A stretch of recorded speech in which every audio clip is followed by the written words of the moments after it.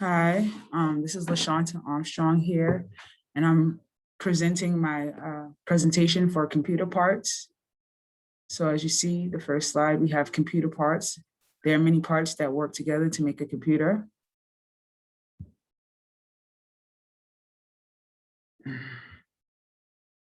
We have hardware, our physical parts of the computer, including processor and memory chips, input and output devices, tapes, disks, modems, and cables, etc.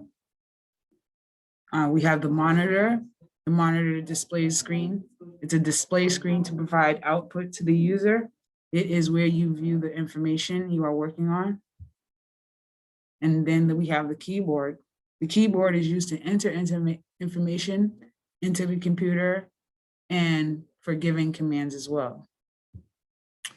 Mouse. A mouse is an input device. The mouse is used to control the on-screen pointer by pointing and clicking, double clicking, or dragging objects on the screen.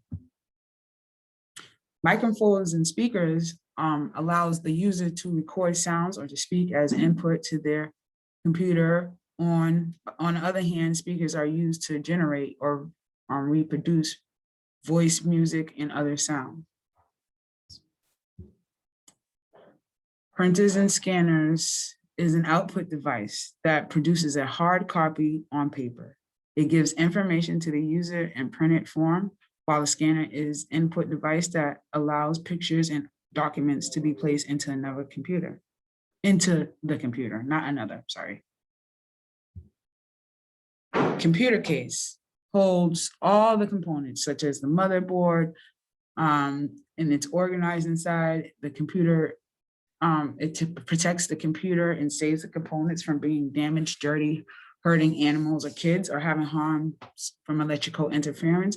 This is also known as the desktop and includes other components within the desktop, such as the ones that we're explaining now, like the motherboard. The motherboard, printed circuit board containing the principal components of a computer with connectors into which other circuit boards can be slotted. So the motherboard is basically the whole thing that holds everything inside of the computer.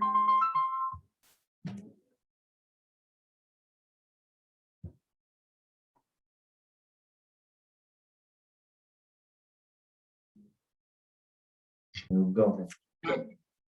Now I have the random access memory, also known as the RAM. The computer memory usually refers to computer chips that temporarily store dynamic data to enhance computer performance while you are working. Now, and then we have the basic input-output system, also known as BIOS. It's a system read-only memory, which consists of low-level software that controls the system's hardware. Cables and adapters are a device that allows a specific type of hardware to work with another device that would otherwise be incompatible. And then we have the adapters HDMI to DVI, DisplayPort plate to HDMI, and then HDMI to VGA. There are different ports that you have to learn from. Then we have the CD-ROM drive, the drive that plays CDs and reads the data that has been stored on the CD. And then we have a hard disk, which is a magnetic storage device in the computer. And then we have the electrical and hand tools that are used to fix and diagnose computers. As an IT technician, you will be able to use some of these electronic and hand tools.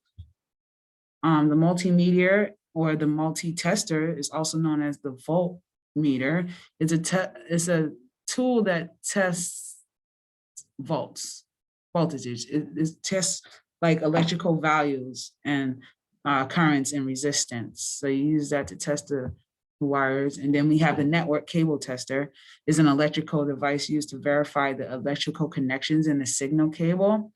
So it basically checks if the cables are working or not. And then we have the software, which is a set of instructions inside the computer that is used to solve a particular problem. A piece of software is a computer program that is written out to carry like particular tasks. They're usually produced by computer programmers who will write the instructions that form the program in a programming language such as Microsoft And then we have other software like Linux and Windows and then computer maintenance that all falls back on the computer tech.